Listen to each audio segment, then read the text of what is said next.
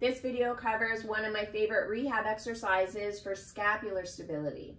If you have reduced motion in your mid-back, neck, or shoulder, then activating all the little muscles surrounding the shoulder blade can help. This is also a great one for posture. Hi, I'm Erica. I'm a breast cancer thriver and a chiropractor.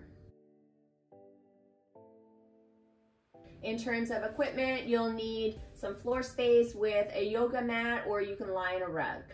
The letters Y, T, W, and A correspond to the positions that your arms are going to be in for the exercises. For all of the movements, you're going to start out lying face down. You can either have your nose touching the ground or your head can be slightly elevated. Either is fine. Stay tuned for the end of the video for some common errors to ensure you're doing these exercises correctly. The Y position can be the most challenging of the positions to keep correct form. Start with your arms about 30 to 45 degrees from the top. The exact angle isn't too important. Raise your arms off the floor a few inches and hold for 5 seconds. You don't have to lift very high for this exercise to be effective.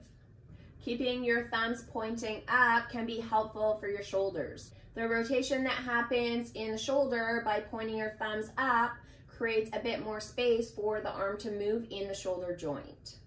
For the T position, start with your arms straight out to the side like the letter T.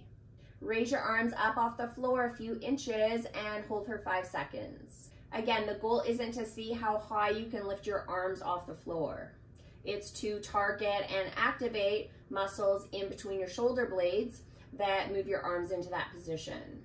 In terms of your hand position, which dictates the position of your shoulder, there's 2 options. You can keep your palms facing down or your thumbs pointing up towards the ceiling. Try both and see what works better for you. Or if you like both, you can just alternate between the 2. For the W position, your arms will be at about 45 degrees out from your torso with your elbows bent. Just like the first exercise, you don't have to match the exact angle. For the lifting step, you'll want to simultaneously raise your elbows and your hands off the ground a few inches and then hold for 5 seconds. Keep your palms facing down throughout this movement. Sometimes people will lift their hands more than their elbows, while other times people will lift their elbows more than their hands. Aim to move both at the same time and the same amount. You can expect to feel some good tension or activation between your shoulder blades and also the back of your shoulders. The last position is an A. Start with your arms moved outwards from your side to about 45 degrees. From here, raise your arms up a few inches and hold for 5 seconds. In terms of your hand position, you can either keep your palms facing down or up. Try both and see what you prefer, or you can again alternate between the 2 variations. This movement targets the muscles between your shoulder blades, on the back of your shoulder, and also the back of your upper arm. How many reps should you do? The number will depend on how many of the positions you're doing at a time. If you're doing all of the positions, you can do 3 to 5 repetitions per position. So you would do 5 Ys, 5 Ts, 5 Ws, and then 5 As.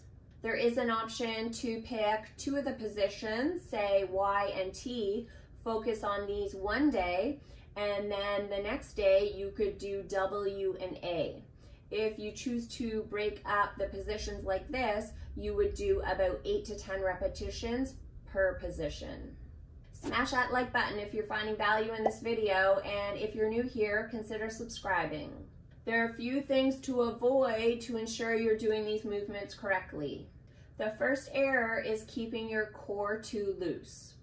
Even though these movements target your upper body, your low back can sometimes compensate. Try to keep your abs and especially your glutes squeezed throughout this movement. This will limit your low back from overactivating as you raise your arms up. The second error is only using your arms to lift rather than the muscles between your shoulder blades. This first example shows not engaging between the shoulder blades and just lifting with your arms. This next example shows engaging between the shoulder blades and lifting your arms. It may be subtle, but it really makes a difference when you're doing both. This error applies to all of the positions. If the goal is to improve your shoulder stability, you want to actually activate muscles surrounding the shoulder blades. I like to think of anchoring my shoulder blades back and down as I raise my arms up off the floor. To accentuate this movement even more, sometimes I'll break this up into 2 steps, where I'll set my shoulder blades and anchor them down first, and then I'll lift my arms. It makes it obvious to see how well or poorly you can activate the muscles between your shoulder blades when you do it separately like this.